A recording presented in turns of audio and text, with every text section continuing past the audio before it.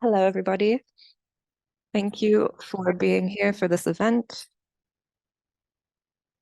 We're very excited to be able to facilitate this space so that we can have a general overview in light of the midterm review. And this is a very important time for drug policy reform, so we're very happy to be able to facilitate this space. I'm Isabel Pereira, and I'm the research coordinator at a drug policy institute based in Colombia called De Justicia. And I'm going to be moderating the session. We will be speaking both in Spanish and English. I'm going to mostly be speaking in Spanish. So if you can listen into the English interpretation, you'll be able to hear me and several of our Spanish-speaking participants. At the end of the session, we are going to have a Q&A session. And you can make your questions using the Q&A function on Zoom. And this event is organized by IDPC, the International Drug Policy Consortium, which is an international consortium focused on drug policy reform and social justice, represented by organizations from 75 countries around the world.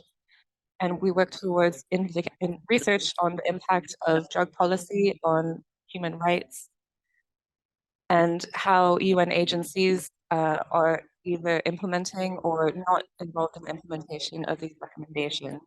We also facilitate the participation of civil society organizations in all multilateral spaces. So this year has been very eventful for drug policy. We've had a year very full of opportunities, but also tensions since the UN General Assembly. There are several developments in drug policy this year, which has really upped the intensity, and we've seen a lot of differences across many different sectors, across political sectors as well. And this is in time for the midterm review, which is going to be in March of 2024. And this year we've had a lot of events and developments which give us a lot to speak about. And we can talk about how we can confront the tensions and also take advantage of the opportunities that we have to help develop change. And so we have, in Bolivia, for example, they're reviewing how coca leaf is classified. It's a historic moment that can really help catalyze many other processes. And so we have Ambassador Calcelia with us today to speak to us a little bit about this process. Another movement that we've seen is that we have the third resolution from the Human Rights Council.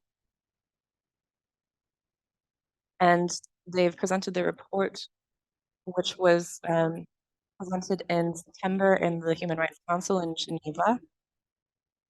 And it contains guidelines for international drug policy, which are recommendations for not just the UN agencies, but also member states in terms of how they should implement recommendations into drug policy to better respect human rights.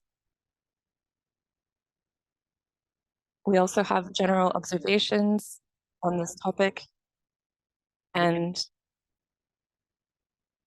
we hope that after the decisions are made, we'll have a little bit more of clarity for the next year, and we hope to see more developments in the next year. And all of these developments have also been marked by many tensions. To get into detail about the situation, we would like to give tools to academia and civil society, everyone who is involved in these actions. But there are several goals. We have two segments for our event today. First of all, we're going to give a general overview and discuss different scenarios of global drug policy. And then the second segment, we're going to hear recommendations from our panelists. And using our platform where we are working from, we're going to make recommendations for 2024.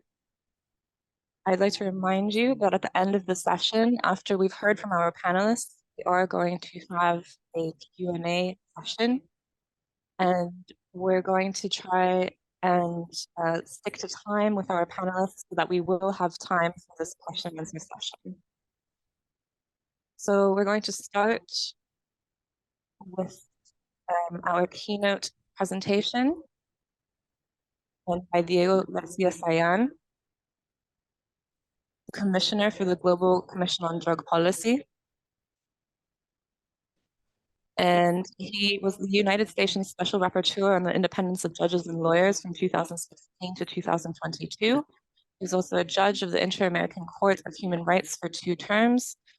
He's from Peru, where he was Minister of Justice during the democratic transition in Peru. And he joined the Global Commission on Drug Policy in 2022. So welcome, Dr. Diego Garcia Sayan. Thank you very much for being with us today. Good afternoon there in Geneva. I am in Peru right now. Here we are beginning the day.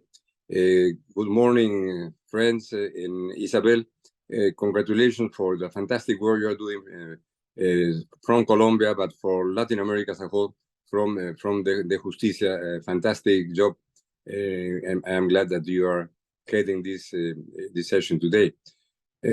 Dear participants of today's webinar, on behalf of the Global Commission on Drug Policy, I would like to express our gratitude to the IDPC for organizing this most valuable platform for discussing the latest developments in international drug debates and how they can pave the way for drug policies and practices that are more realistic, effective, and humane.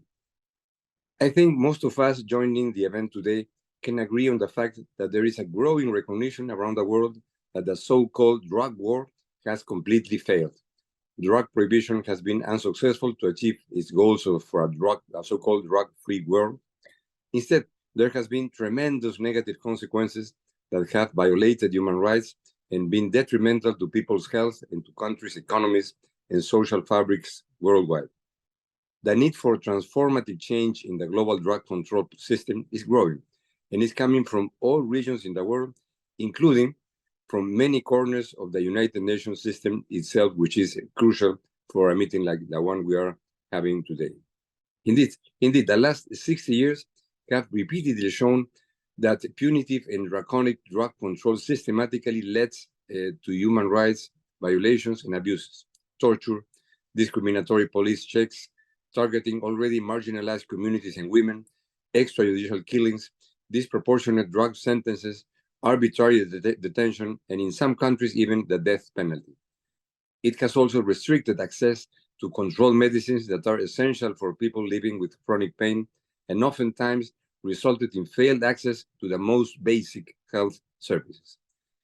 Since 2011, the Global Commission has highlighted the numerous problems of the purely repressive and unrealistic approach and their negative consequences. Marginalized, impoverished communities and minorities, including people who use drugs, are the ones that too often carry the heaviest burden of existing repressive drug policies that are not harmonized with human rights. It is my hope that our discussions today will help understand how the next key moments in international drug policy debates can drive affirmative changes in policy and practice so as to result in positive health and human rights impacts for people everywhere. Whilst we may criticize the slowness or complexity of the multilateral system, we should also acknowledge the very important advances in this very system, especially in the last months, namely the Sustainable Development Goals, the special session of the UN General Assembly on the World Problem in 2016, the Commission on Narcotic Drugs Ministerial Declaration on Drugs 2019, the UN Common Position on Drugs 2018, the International Guidelines on Human Rights and Drug Policy 2019, as well as the now 3 resolutions of the Human Rights Council and corresponding reports, and an upcoming general comment of the UN Committee on Economic, Social, and Cultural Rights, as Isabel has recalled us earlier. Despite the advances just mentioned, we are still a long way from reaching our shared collective goal a profound reform in the international drug control system, expansion of access to controlled medicine, the availability and accessibility of more harm reduction services, and the suppression of violence and organized crime linked to the illicit trafficking of drugs. The challenge now lies in ensuring that recent positive policy developments that are happening across the UN system are effectively used to contribute and transform the global drug control regime. The Global Commission has been recommending drug policy reform mainly by means of 5 pathways. First, put people's health and safety first. Second, ensure access to essential medicines and pain control. Third, end the criminalization and incarceration of people who use drugs. Fourth, refocus enforcement responses to drug trafficking and organized crime. Fifth, regulate drug markets to put governments in control. At the same time, we know that at national level, the one-size-fits-all approach does not work. It has completely failed. Member states across different geographic regions face different challenges when it comes to drugs. The same goes for my home region, Latin America, and my country, Peru, where there is a situation of increasing coca cultivation, which is impacting indigenous rights dramatically. Therefore, we must acknowledge the need for contextualized strategies while upholding universal human rights norms and values which member states have committed to respect 75 years ago. The futurist human rights-based approach are the way forward as a key concept that we suggest to follow. Positive developments in October 2022, as has been recalled, the UN Committee on Social, Economic and Cultural Rights decided to initiate work on a new general comment on the so-called impact of drug policies on economic, social, and cultural rights, a very important step forward. This is the first time that drug policies are being examined by the committee and represents a tremendous opportunity to showcase how drug policy permeates all sectors of life and draw attention to all of the different shortcomings that need to be addressed in the future. In December 2022, the so-called Omnibus Resolution on Drugs was adopted at the UN General Assembly. Very important step forward. It contains important progresses on human rights, particularly on indigenous rights and on racial justice. And it is the first drug policy document that abandons the harmful and outdated objective of the quote unquote achieving a drug-free world. Very important step forward that we should recall and we should use in the following steps in the UN. To date, the Human Rights Council has adopted 3 resolutions focusing on drugs in 2015 and 2018. And now, most recently, in April this year, the recent Human Rights Council resolution entitled Contribution of the Human Rights Council with regards to the human rights implication of drug policy. The sole title of this resolution by itself symbolizes the step forward that is being taken in the Human Rights Council. This represents really the most ambitious and progressive resolution on drug policy today in the Council, and explicitly uses the term harm reduction in an international resolution on drugs inside the human rights focus of the UN, which is one of the most important raison d'etre of the United Nations. The resolution and its corresponding report issued last month acts as a contribution to the midterm review of the 2019 Ministerial Declaration, which will take place at the Commission on Narcotic Drugs in March 2024. It is essential that member states and United Nations bodies ensure that the human rights impact of drug policies take a central role in such stock-taking process. We will hear more today from the High Commissioner Office about this landmark report and about its recommendation for the UN control regime. These advancements must continue and be capitalized. Drug policy should be a standing item on the Human Rights Council agenda.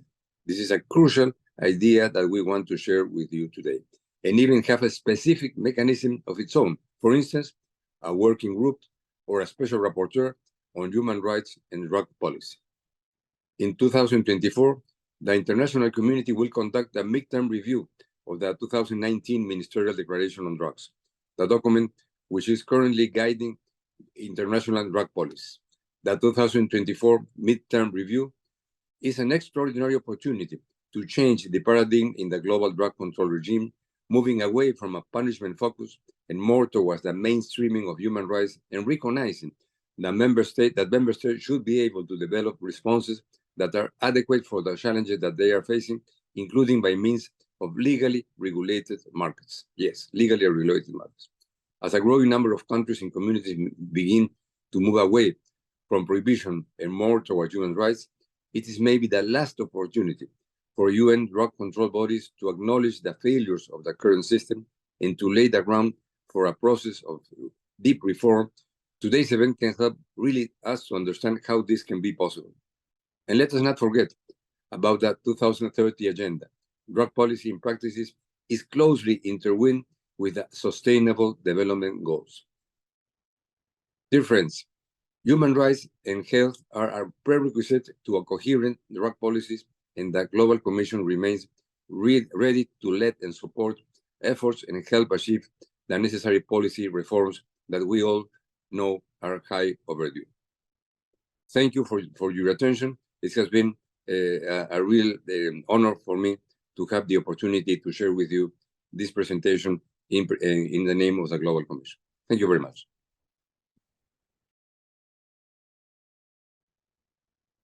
Thank you for the presentation. And there's one thing that I think that you said that I think fits in very well with our next speaker.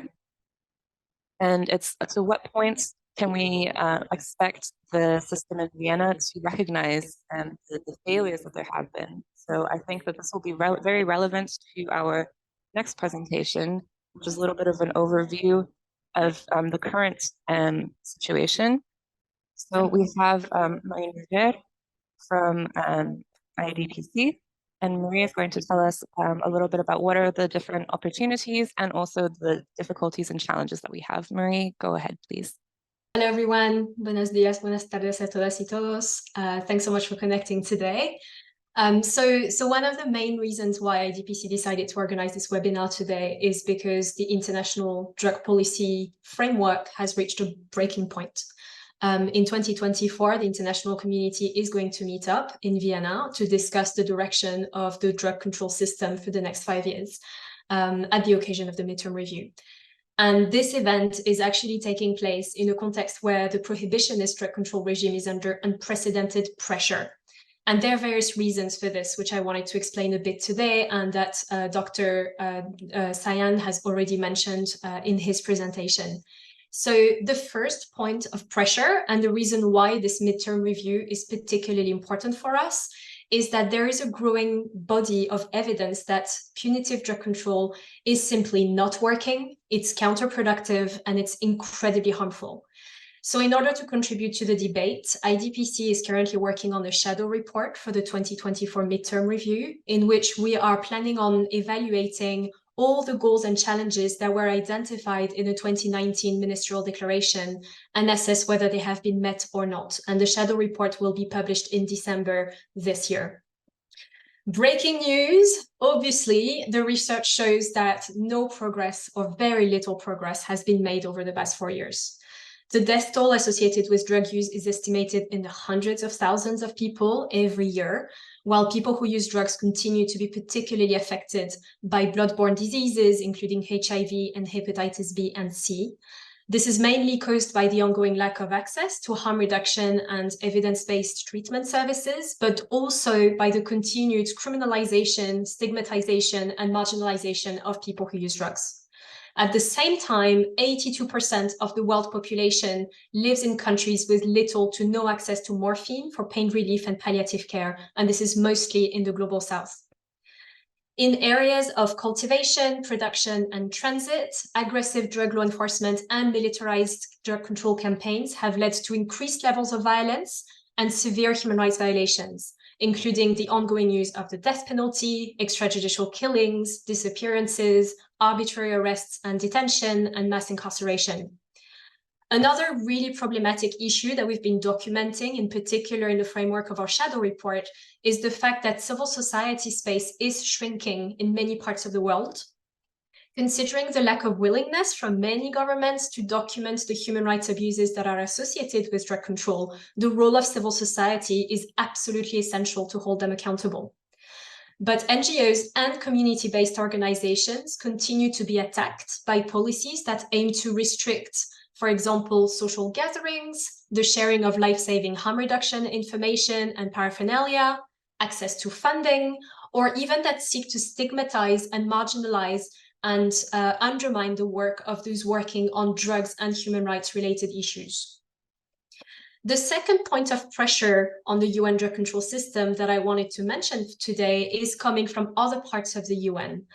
So over the past few years, UN human rights bodies have paid increasing attention to the human rights impacts of punitive drug control within their work and also in their increased involvement in drug control debates in Vienna.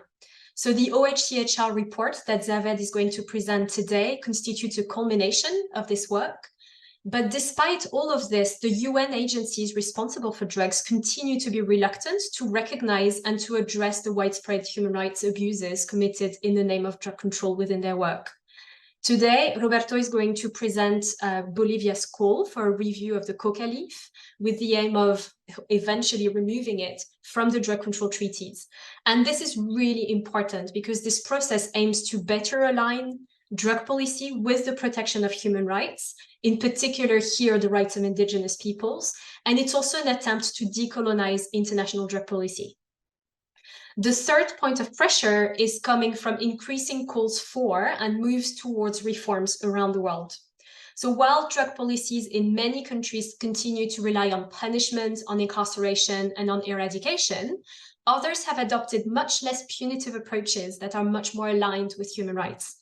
So, for example, today, 67 jurisdictions in 41 countries have adopted some form of decriminalization of drug use and possession for personal use. Another example is the increasing number of countries that are reviewing drug laws and policies that allow or facilitate access to medicinal cannabis. And moving beyond the scope of what is allowed in the UN drug control treaties, more and more jurisdictions have opted for legally regulated markets for the recreational use of cannabis.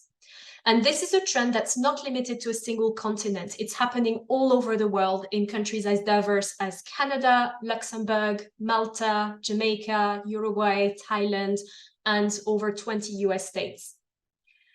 So today, if you look at the numbers, more than 261 million people are living in jurisdictions with some form of legal regulation of internationally controlled substances. And despite this, there is no meaningful debate taking place currently in Vienna on what this means for the international drug control regime and whether and how the drug control treaties should be modernized to reflect this new reality. The fourth and final point of pressure faced by Vienna relates to the incredibly tense diplomatic environment that's permeating all parts of the UN system today. Russia's invasion of Ukraine in early 2022 has intensified the already existing tensions that already were noticeable among member states and their willingness to find common ground on drug policy. So it's important here to remember that on drug policy matters, all the resolutions have traditionally been adopted by consensus. But this consensus is increasingly untenable at the Commission on Narcotic Drugs, or CND. The consensus means that basically progressive countries have to find a compromise with some much more repressive countries that have a fundamentally different approach to drugs. And as a result, critical issues related to human rights, to harm reduction, and to reforms, including decriminalization, just cannot be adequately reflected or addressed at the CND because of this illusion that we at least need to reach compromise at all costs. So we've seen this at this year's CND in particular, and if you'd like a full readout, you can read our amazing report on the CND that reviews everything that happened there, and we can put the link to this report in the chat. But basically, in a nutshell, the negotiations at the CND have become much more protracted than ever before. And the compromise is much more difficult to achieve, even in the most benign language or thematic area, let alone trying to push for progressive human rights language. And it's interesting to see that less and less resolutions are actually being proposed at the CND. And this might just be an indication of diplomatic fatigue that is plaguing Vienna right now. What's interesting here is that other parts of the UN system have actually broken the long-standing gentleman's agreement that we need to achieve consensus on drug policy. So Diego Garcia Sayan has mentioned the General Assembly resolution, the omnibus resolution that is negotiated every year in New York. And for the first time in 2022, it was adopted with a vote. And the vote was called for by Russia, because it was unhappy because the text was too geared towards human rights. So you can see here the incredible tension that human rights considerations of drug policy kind of create at the UN level. So with the adoption of the resolution by vote, though, for the first time, the text included unprecedented language on racial discriminations and on the rights of indigenous peoples. And it also very importantly avoided the harmful trade-offs in the negotiations. For example, agreeing to include human rights language, but only if the text reflected harmful language related to a society free of drug abuse. This is a very common practice in Vienna that we have seen over the years and that we have seen at the CND in particular this year around the resolution on alternative development, which does include good language on the rights of indigenous people and the environment, but it also includes the goal of achieving a society free of drug abuse. So this really shows how the self-imposed consensus approach in Vienna has really hampered the adoption of a stronger and more ambitious guidance on human rights-based drug policies. So it's in this context that the midterm review is going to take place in March 2024. And this is why, as civil society, we just cannot afford to let the midterm review be another rubber stamping of more of the same. We need to make sure that at the high-level segment, this is an opportunity for member states to stop what they're doing, to understand what impacts their drug policies have had on millions of people around the world, and to initiate a frank and honest conversation about what needs to change. So on these words, I'm going to stop here, and I look forward to the discussions after this. Thank you so much.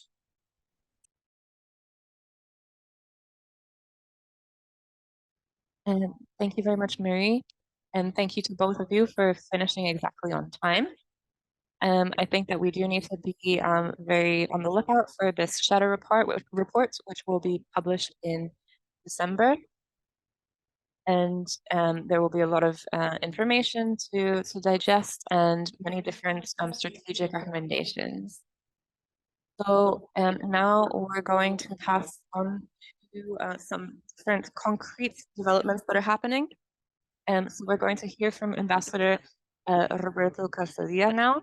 Roberto Calzadilla is Ambassador of Bolivia, and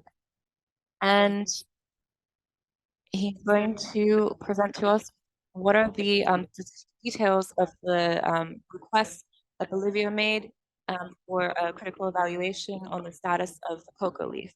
And this is a worry that we have, or a concern that we have across Andean countries. And it's very important for us in Colombia as well.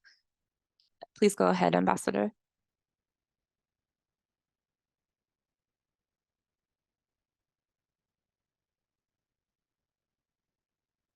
Thank you very much.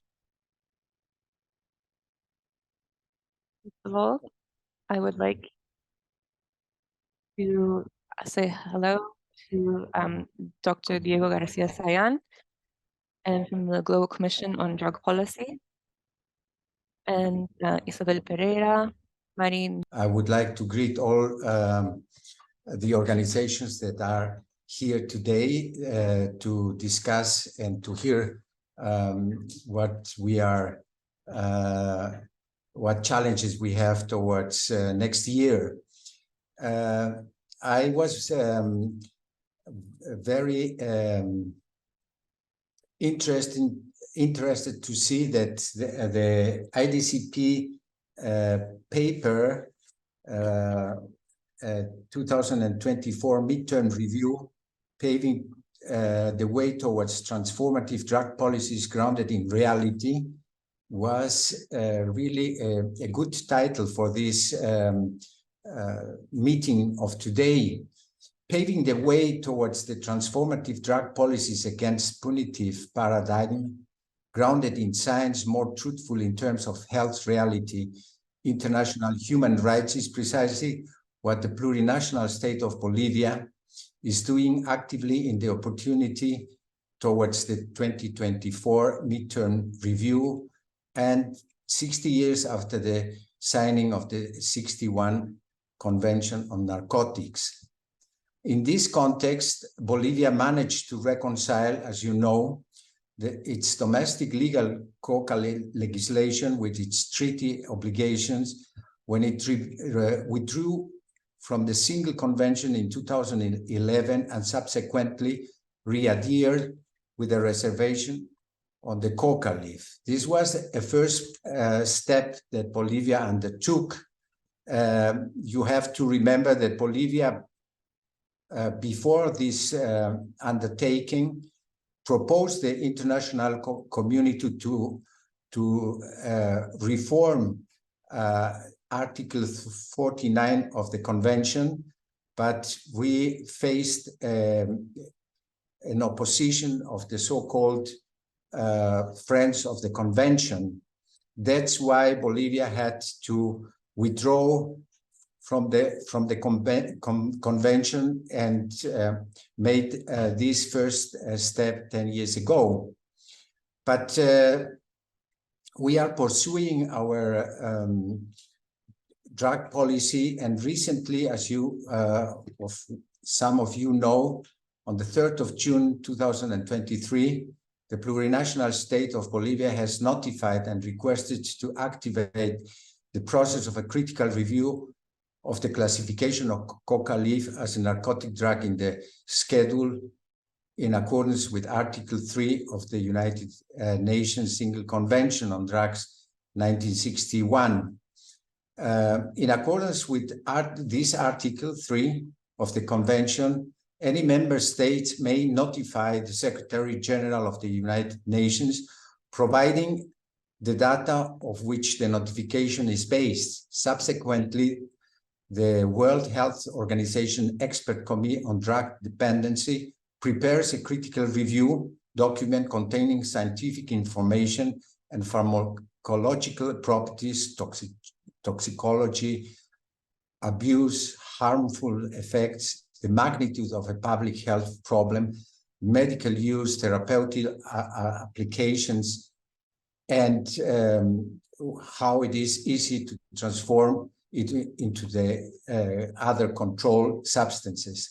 Based on that report, the Committee of Experts evaluates whether the current classification of the coca leaf should be maintained, or it may recommend its removal from the convention, or a transfer to another schedule. Subsequently, the Commission on Narcotic Drugs decide by vote, simply majority, whether or not to approve the World Health Organization recommendation, a decision that can be reconsidered by the Economic and Social Council, ECOSOC. And certainly we estimate that this whole process will take a minimum period of 1.5 years, 2 years at least, before we have this final conclusion. So there will be no recommendations still the next CND in Vienna in this regard. There is no expectation that the outcome is coming in March. We are requesting that the technical scientific body of the World Health Organization and its expert committee on drug dependence reassess the aim of correcting this historical gap in the control regime for drugs and their derivatives. To this end, we have presented a dossier at the same time with the letter of our president, Luis Arce Catacora, with the objectives of allegations and substantiation for the overcoming of the aspect of the inconsistencies linked to the typification and classification of coca leaf in the context of the international legal framework. It is important to clarify that initiating this critical review of the coca leaf intends to rectify this colonial and historical abuse, reassessing the plant's properties in the light of the latest scientific evidence, and improving the consistency of the treaty system with respect to the control of plant material, precursors, preparation, and extracted alkaloids. The provision of all species of the genus Erextlitum has a gross mistake in the drafting of the convention, since many of these plants are used medicinally and contain cocaine, and doesn't contain cocaine, sorry. The World Health Organization expert committee should reevaluate and rectify its original biased position and express a clear and updated opinion in the light of science, evidence, and procedures on its medical and nutritional properties and health benefits. Similarly, it should evaluate the improbable negative effects and addictive properties of the coca leaf and the consistent application of the human rights obligations of our indigenous peoples, with special consideration of their cultural rights, use of traditional medicine, and identity guaranteed by the existing international legislation. The importance of fully respecting indigenous rights in this case of drug policies, as well as in other domains, has been understood by the Permanent Forum on Indigenous Issues and has been reaffirmed recent resolutions adopted by the General Assembly and the Human Rights Council more recently. These include the rights of indigenous peoples to participate in decision-making in matters that would affect their cultural integrity. In that context, the World Health Organization should consider ways of including their perspective in the critical review process. This is something that we are also asking in the letter which was sent to the General Secretary. For example, inviting indigenous peoples to participate in the reviews process and information collection of information phase, and soliciting the advice of the Permanent Forum and the Office of the Human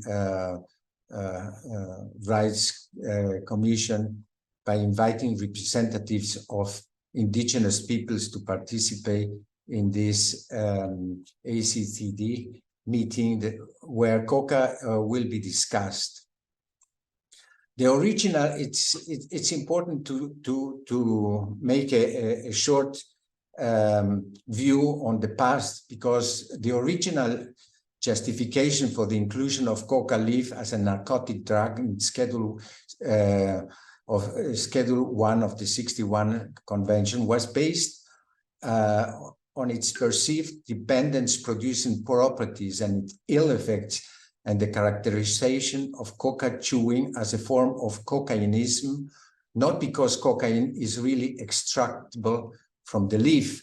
The human organism absorbs cocaine through coca chewing. Concentration in the blood remains so low that the effect is significantly reduced and produce none of the alteration observed using the refined white drug.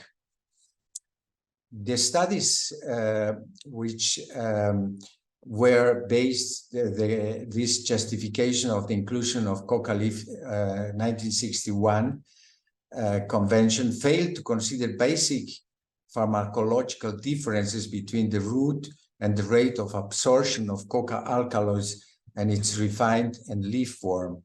The opinion expressed in 1992, changing the original justification, conflates the concept of convertibility and extraction, and it is inconsistent with how other plants and raw materials are dealt with the single convention and across the drug control treaty system.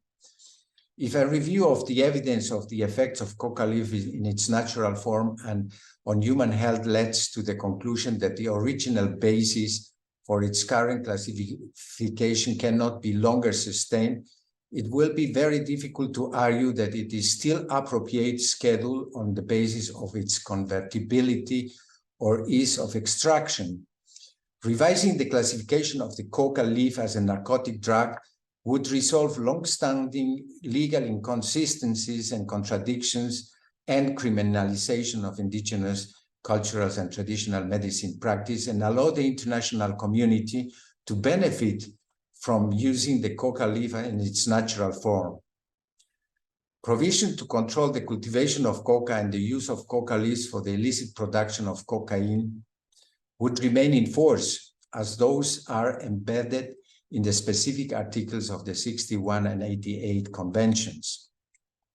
So the expert committee on drug dependency therefore needs to reassess its original judgmental and unscientific position and express a clear updated opinion based on the available scientific evidence about the alleged ill effects and addiction producing properties of the coca leaves, as well as its medicinal properties and beneficial health impacts.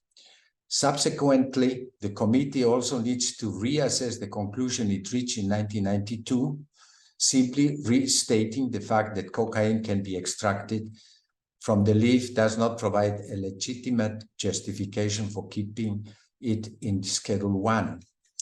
The committee will have to argue how this relates to the convertibility criteria, taking into account the assessment of the expert committee on drug dependency that has made with regard to other raw plant materials that can be used for the extraction of controlled alkaloids. In that context, the World Health Organization should consider ways of including their perspective in the critical review process, for example, by, as I said before, inviting also users and indigenous peoples to participate in this process.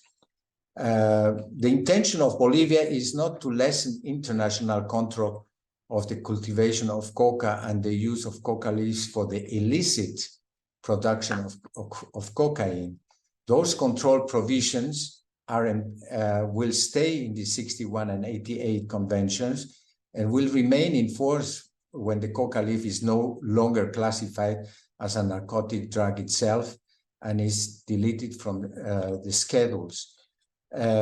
This is basically what I have to say today. We would like also to share with you the letter of our president, also the dossier that has been presented by Bolivia to the General Secretary of the United Nations, that you can go a little bit more deeply into the details of our basic allegations that we are providing for this critical review. We believe that there will be a challenge, of course, of these different friends of the convention and the fundamentalist positions that we have been seeing in the different CND sessions lately. And certainly this is something that we have to take into account, challenges that will come. So the political phase will come a little bit later, but I think we have to prepare all this time in order to make a follow-up on the developments of the World Health Organization, and certainly it will be very useful also that all the civil society is with us following up this important process, that it will be a reference also to change these drug policies that are based on the punitive paradigm. So we would like to invite you all to follow up. We don't know if during the next CND we are going to perhaps do a side event, and this is something that we are still discussing, and perhaps it would be very useful. But in any case, I would like also to thank you for your attention, and shortly we will share also these documents that you can study it, or perhaps you can make other contributions that can be canalized to the expert committee. So with this, I just want to end my presentation, and would like to thank you very much, the IDCP, for this event and this meeting. Thank you.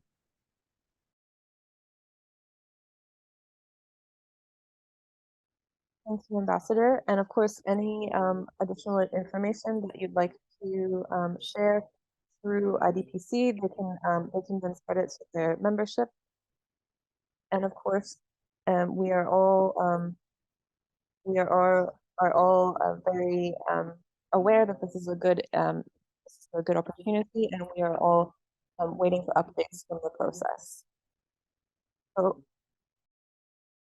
to introduce our colleague Saved Mahmoud, who worked on the recent OHCHR report that was launched in September. And Saved will give us an overview of the work in Geneva in general, but also specifically on the report and what type of avenues and bridges can be forged between Vienna and Geneva as we move forward with the midterm review. So Saved, you have the floor. Thank you. Thank you very much. Can you hear me? Thank you. Thank you very much, Isabella. And also I would like to thank IDPC and other colleagues to organizing this event. This is very timely. Just within 2 weeks' time, less than 2 weeks' time, also we are gathering in Vienna for the intersessional to look back what are the achievements and with regard to 2019 ministerial declaration. In that context, this meeting is really useful. Just very briefly, I think that I have 10 minutes time, but already we are running late. So I will not take whole 10 minutes. I will try to complete my presentation quickly. With regard to what happening in Vienna vis-a-vis drug policy related issues, already Commissioner Diego Sayan has mentioned in his presentation the 3 resolutions by the Human Rights Council, and then upcoming general comment by the Committee on Economic, Social, Cultural Rights, as well as the different treaty bodies. They are addressing the drug policy related issues in their deliberation. For example, and the recently Committee Against Torture has addressed drug policy related issues with regard to 2 specific countries just a few months back, with regard to Brazil, and while they are reviewing the state party report of Brazil as well as Colombia.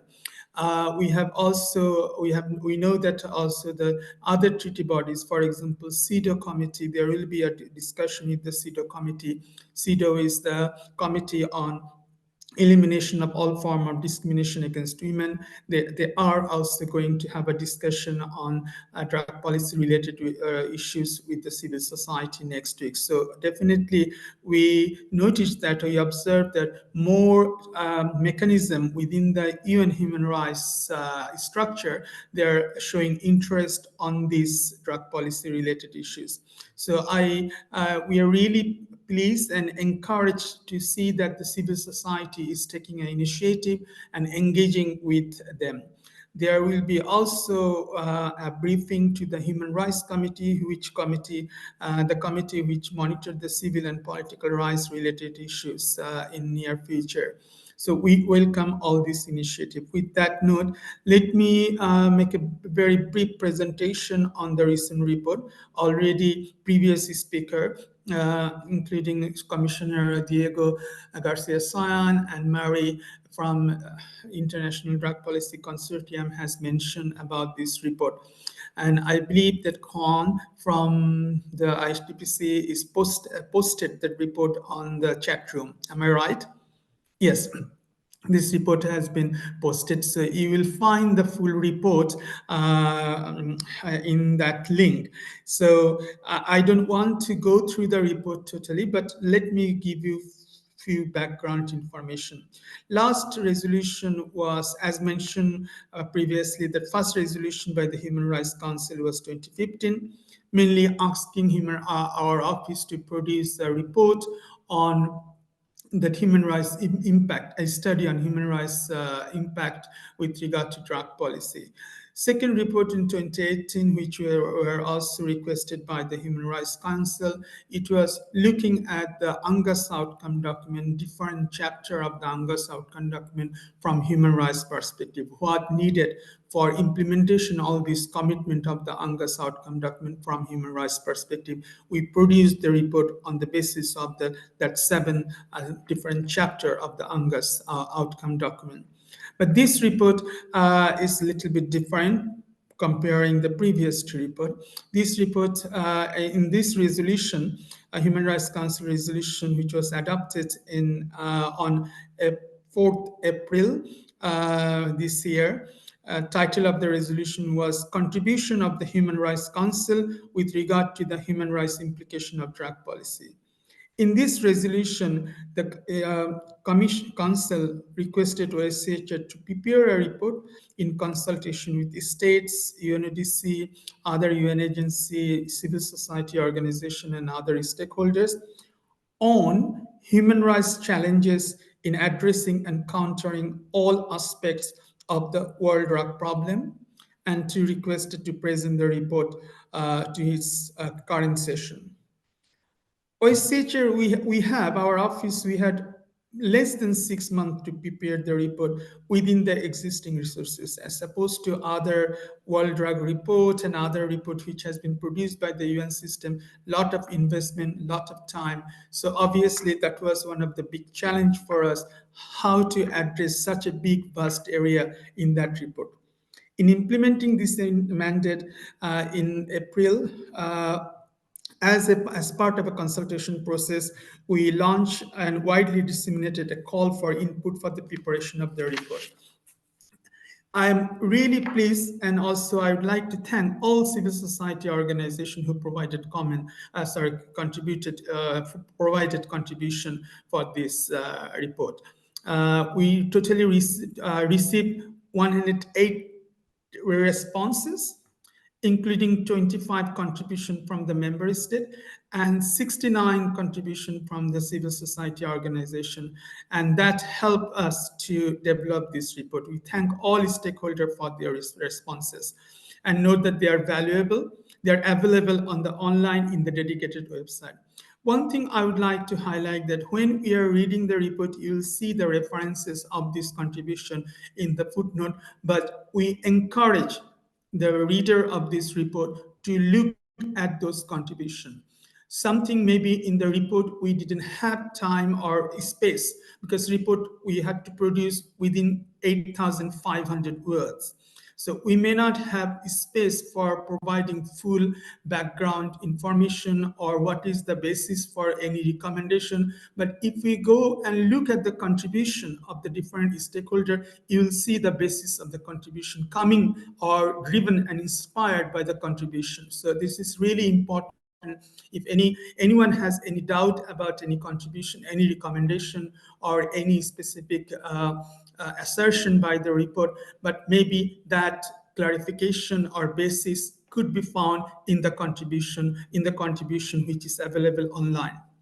In preparing the report, OHCHR analyzed all contribution and conducted a review of the recent development from human rights mechanism, mainly UN human rights structure. Also, we have looked at Vienna-based drug policy bodies, their deliberation, which is related to human rights area. For example, resolution of the Commission of Narcotic Drugs all of us know that stigma regulation, which was adopted in 2018, led by Canada, and then also a few other resolutions which actually helped to initiate the discussion on human rights related issues, even in the Vienna context. So this resolution we acknowledge, we took note about the contribution of the Commission of Narcotic Drugs, and then also reports of the International Narcotic Control Board. Possibly you have noticed that recently International Narcotic Control Board in their reports systematically including the human rights issues. This started with the issue of death penalty. They are also taking the position with the human rights treaty bodies. As a treaty body in Vienna, they are also taking the similar position with regard to death penalty, with human rights principle, taking the human rights principle on board. We have acknowledged in this document their contribution. The report also builds on, as I mentioned, our previous two reports. In the report, there are several human rights challenges identified, which is related to addressing and countering all aspects of drug policies. First, let me outline or discuss very briefly those challenges. First is the lack of and unequal access to treatment and harm reduction services. This issue, several human rights mechanisms previously addressed systematically, particularly UN Committee on Economic, Social, Cultural Rights. As mentioned by previous speaker, that they are also now working on one general comment on this particular issue. This aspect with regard to treatment and harm reduction, challenges remain not only with regard to policy restriction, but also funding.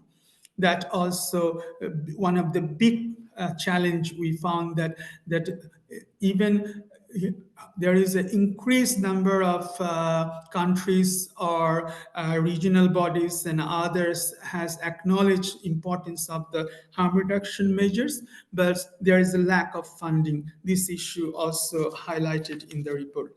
Then the issue of the war on drugs and militarization of the drug control measures.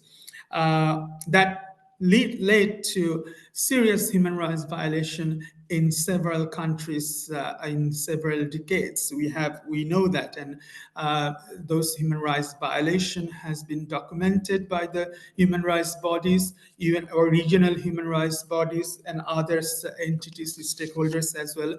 That war on drugs issue and militarization has led to not only use of forces by the law enforcement agencies, arbitrary detention, but also large number of summary execution or extrajudicial killing in many countries. The also report identify that one of the big gap in that area, the impunity with regard to human rights violation, serious human rights violation, which has been in the list of human rights violation. Also, torture issues came up, as well as the forced disappearances in many countries. The next issues which we have identified as the key human rights challenges is over-incarceration and prison overcrowding.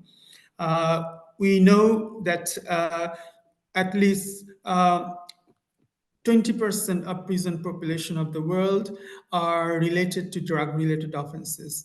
Within that 20%, large number just only for one set of drug-related so-called offenses, that is drug use, which human rights treaty bodies and others recommended that should be decriminalized. Decriminalization issues also addressed. Fourth issue which we address in the report, that is use of the death penalty. It is alarming that number of execution has in recent time has increased. Report has highlighted that one. However, also In a positive development, I would like to say that we have seen some positive development in this area. For example, Malaysia has removed the mandatory nature of the use of the death penalty in their legislation, as well. Most recently, Pakistan has removed the death penalty for drug-related offenses in all drug-related offenses. These are the positive development. Fifth issue I would like to mention, which we highlighted in the report as a human rights challenge, is the discrimination and disproportionate impact of the drug policy on certain groups, include the impact of the drug policy on women, impact of the drug policy on children, people of African descent, and indigenous people. And then also there are some issues we address in the report very briefly, that is humanitarian impact of the drug policy in humanitarian setting. Very briefly, it has been addressed. We think that there is more scope for further research study on this area, and which is needed. We know that now we are having many war in the world, conflict, war, and all this, but these drug policy related issues in that context not being addressed properly, but we touched upon, and the issue of the environmental impact, or right to an impact of the drug policy on the enjoyment of the right to environment. Let me move to the very quickly that taking consideration these challenges, we also try to look at whether there is any progress has been made in recent years. The next chapter of the report on the recent development and progress, on the basis of the submission of the member state and others, we've identified few progresses that is important to take note. First one is the incorporation and harm reduction as an integral part of the right to health, that recognition, which I already mentioned previously. More attention given to the right of the indigenous people in the design and implementation of drug policy. For example, mentioned by Mary, that the General Assembly resolution has very specific focus on this particular issue, as well as the Human Rights Council resolution. Adoption of progressive recommendation by international human rights mechanism, participation of the civil society in decision-making process, despite some still problem there. There are some protection gaps remains there, particularly. Yeah, apologies for interrupting. We're at 15 minutes now, so we can start wrapping up. Okay. That I will stop here. Stop here. I think that I will come back on the recommendation in the next step of the discussion. Thank you. That sounds perfect. Thank you so much. 15 minutes gone. Already 15 minutes gone. I didn't realize. Already 15. It goes by really fast. Thank you so much. So we are moving to the second segment, specifically on the recommendations. And I just want to bring up two ideas that came through all the presentations from our panelists.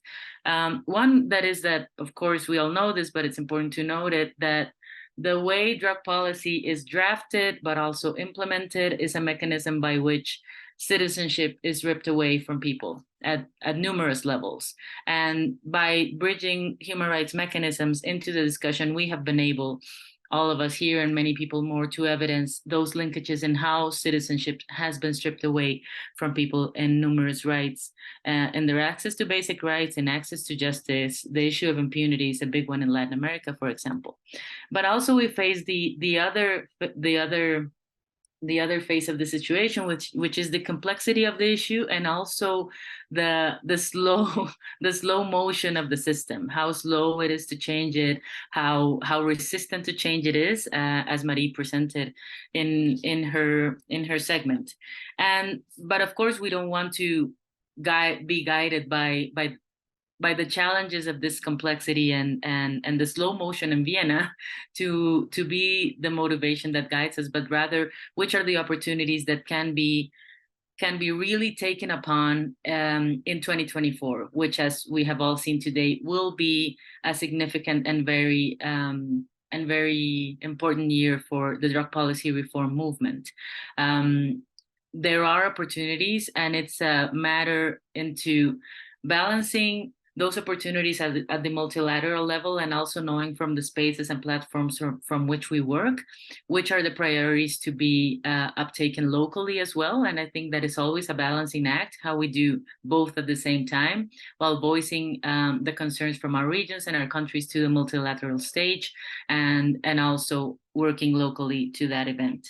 So as we move to the second segment, we want to hear from our panelists about recommendations into what can be prioritized, what are the main issues to be uptaken in the midterm review, and also for the future of drug policy moving forward, as midterm review may mark like a stepping stone towards the future, not only in terms of next year, but moving forward. Because we're a bit short on time, I'm going to take the liberty to shorten a bit the time allocated for each panelist for the recommendations. So we will aim at 3 minutes each, and we'll start with Ambassador Calzadilla. So Ambassador Calzadilla, you have 3 minutes recommendations for the way forward. Thank you.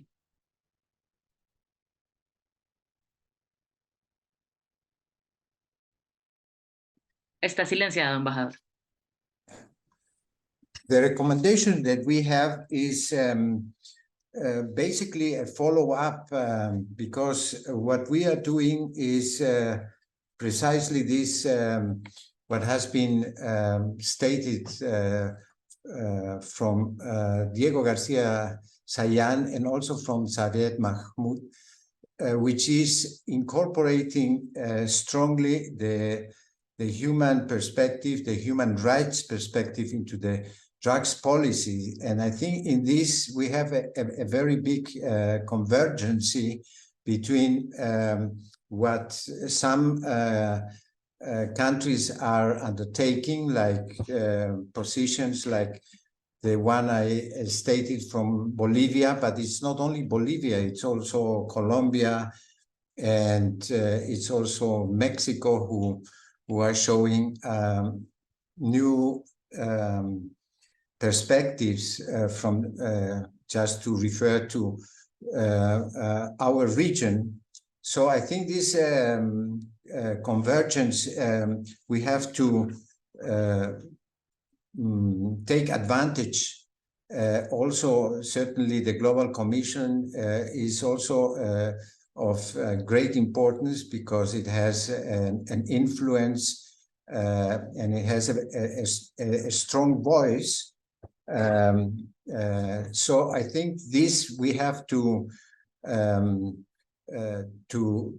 this convergence is an opportunity to see where we are and where are we going. So we have, as I said before, we have many challenges, and my suggestion is that as well as last time at the CND, when Bolivia, my Minister of Foreign Affairs, David Choquehuanca, announced the actions that we would be doing and did more recently in regards to present this activation of the review process at the UN. I think it would be very good also to think in a meeting to exchange and to see how we are in March. From here to March, we are still 5 months to go ahead, and I think it would be quite interesting also to see more precisely more points. But I think at the moment we appreciate this opening of the door of the IDCP to allow us to express and to put our international drug policy that we are developing. certainly at this right moment, there is a lot of talking between also the different countries in the region in order to articulate different supports in this process. But I think by March, I think we can have already some other elements to consider, and how should we go in the campaign. But the campaign, I think it's quite important, because it's about to bring this understanding, because certainly there are many questions. Is Bolivian putting forward a proposal to put coca leaf all over the world? These kind of questions that are also there in the table. And so we want to be very clear, and we want, of course, your assistance in this process, because it's not only about the state, but it's a cause of human rights, it's a cause of the indigenous rights, and I think it's also a cause to have a more progressive drug policy. So thank you very much, Isabel. Thank you, Ambassador. And for sure, from here until March, where most of us and many of us will meet, we'll have more information and also more clarity in how we can, from our platform, support this process. So now I'll give the floor to Saved for his recommendations.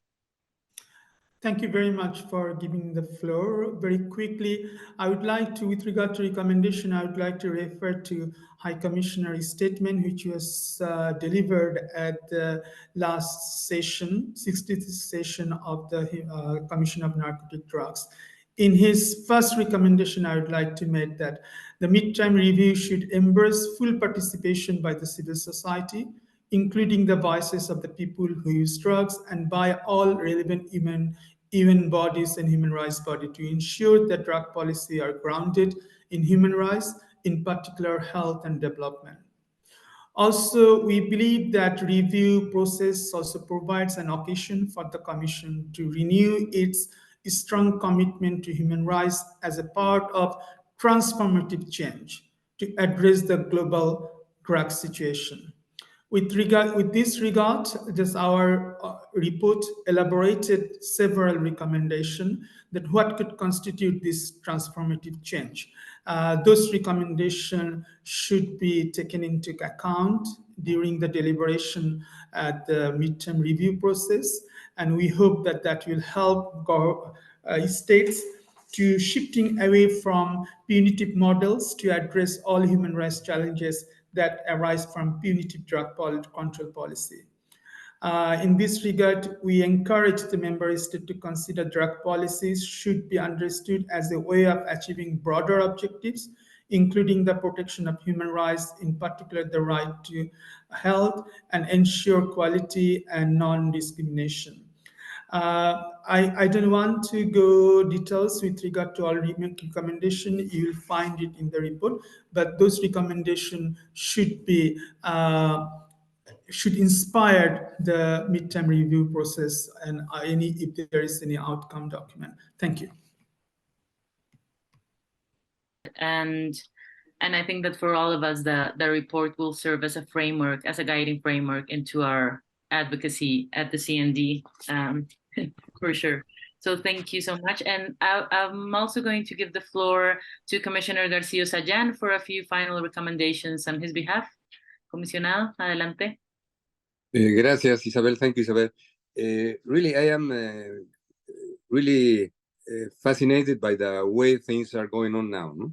The report that Saved has summarized is very clear. And it has to do with a big institutional or bureaucratic dilemma that the UN has suffered in the last decades.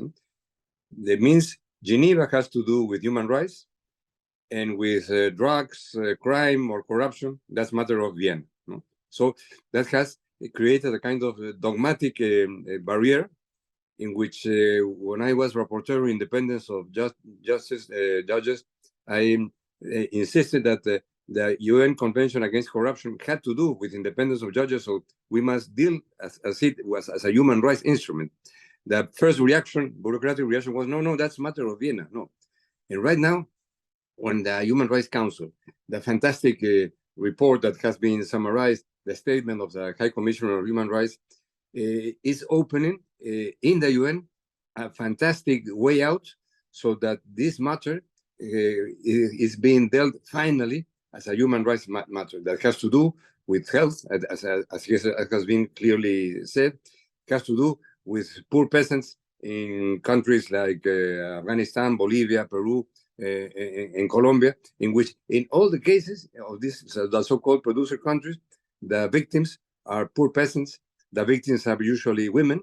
In our countries in South America, the prisons are full of women peasants because they were producing coca leaves, transporting coca leaf production, and so on.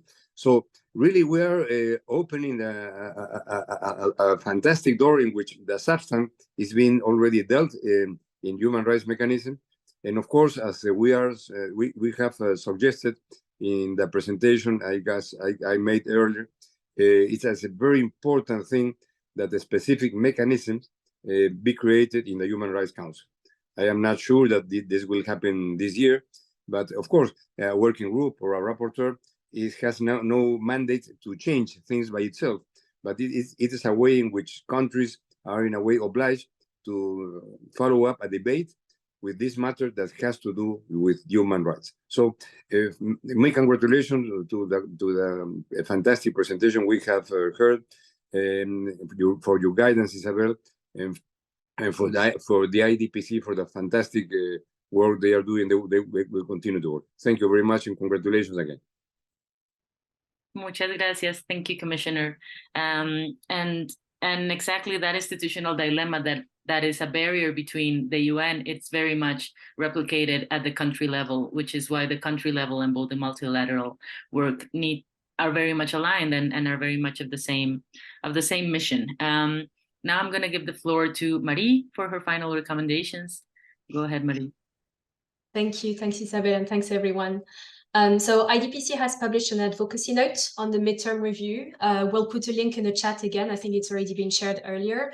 And the note includes loads of recommendations, detailed recommendations for member states on what we expect them to do at the midterm review. So I'm not going to elaborate on every single one of them, but I wanted to mention 4, and you'll see that there's quite a lot of synergies between what I'm going to say and what's already been said by others.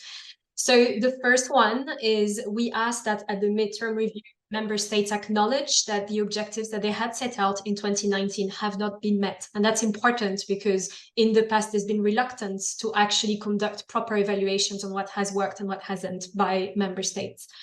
They also should acknowledge that punitive drug policies have been ineffective and counterproductive, and that new approaches are needed.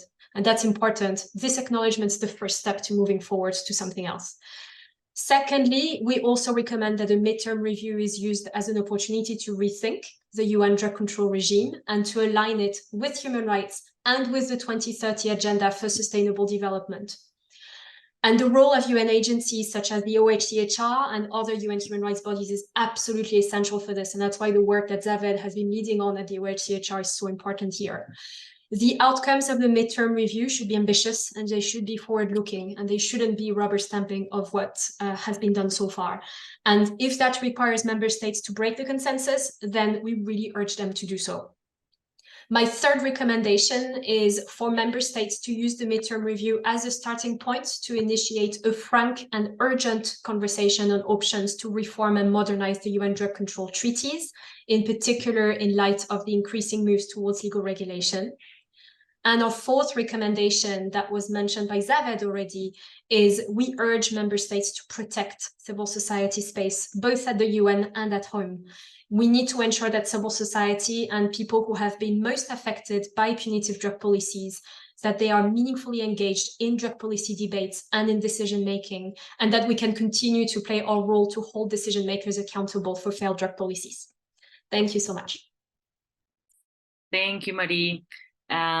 We are going to try and get to answer one of the questions that was presented by the participants, and then in closing, give closing remarks to the deputy head of the mission of Ghana in Vienna. So before that, the question that was presented was on the strategies being implemented to gain support from other countries, specifically from CARICOM, as the issue on supporting indigenous and cultural rights is very prevalent there in the challenges they face with cannabis. So in which way can there be, or is any mechanism being put in place to gain also support from CARICOM, all small island states, in issues that they face similarly to the coca issues, but with the cannabis plant? So maybe Ambassador Calzadilla or Sabet, who wants to take up that question? Ambassador Calzadilla. Yeah, thank you very much for the question. Yeah, I think this is also a good example, as you mentioned before, the case of the rights of indigenous peoples. In this case, it's about the cannabis, and I think the way forward might be also to look more closely this conciliation between domestic law and international obligations. I don't have a precise recommendation, but my view is that this could be a very good example what we are doing to link these rights into a broader international framework, which is the conventions. Perhaps Marie, or I don't know if Dr. Sayan has other recommendation on this regard. Thank you. I think that it's something to think through as we move forward, in the way through diplomatic missions can engage with other regional bodies that may have interest to support the Bolivian effort, and also to exchange information of what is their situation, for example, with regard to cannabis and indigenous and traditional uses. And I think it brings the questions of cross-regional collaboration that could be really useful as we move forward. So it leaves us with the question and also a bit of a homework on how to engage this cross-regional bodies. Thank you so much for all the panelists. I want to move forward in the closing remarks to Mr. Paul Nana Seyose. He's the deputy head of mission from Ghana to the Vienna embassy, and he will give us a brief closing remarks as to where we stand with the 2024 midterm review. And we want to thank everyone for joining today. So go ahead, you have the floor, Mr. Seyose. Thank you very much. Good afternoon to all. It is a pleasure to be here and also participate in this program. I want to share some few words on the upcoming 2024 midterm review on the implementation of all international drug policy commitments on behalf of Ambassador Philbert Obeka-Johnson, who is unavoidably absent. But before I move on, I wish to use this opportunity to express appreciation to all the speakers for the insightful presentations. It is my fervent expectation that human rights challenges relating to drug policies will be addressed, as well as the proposal to incorporate the human rights perspective into drug policies will be critically looked at. In March 2023, the Commission on Narcotic Drugs adopted a chair's modalities resolution on the preparations for the 2024 midterm review, which had been tabled by His Excellency Ambassador Ruiz Blanco of Colombia, chair of the CND at its 66th session. The resolution defines the format and outcome of the review process. Regarding the format, member states agreed that there will be a 2-day high-level session, in addition to the 5-day regular session of the CND in 2024, consisting of a general debate and 2 multi-stakeholder roundtables on the topics of taking stock, work undertaken since 2019, and the way forward, the route to 2029, held in parallel. The tentative dates of the high-level segment are 14th and 15th March 2024, preceding the CND regular session, which will be held from 18th to 22nd March. The resolution also covers the envisaged outcome. The Commission agreed to work in good faith towards adopting a concise, action-oriented document at the opening of the high-level segment, which will be negotiated during the intersessional period preceding the regular 66th session of the Commission. This document will focus exclusively on taking stock of the implementation of all existing international drug policy commitments between 2019 and 2023, and indicating the work to be done to accelerate the implementation in the period from 2024 until 2029 of all those existing commitments. Regarding the outcome of the roundtable, member states agreed that it will be in the form of a non-negotiated co-chair summary for each of the two roundtables. The format of the review is very similar to that of the reviews conducted by the CND in 2014 and 2019, including a stakeholder participation. The resolutions contain additional details, and you might wish to consult the dedicated 2024 midterm review website before related resources, which is updated on an ongoing basis.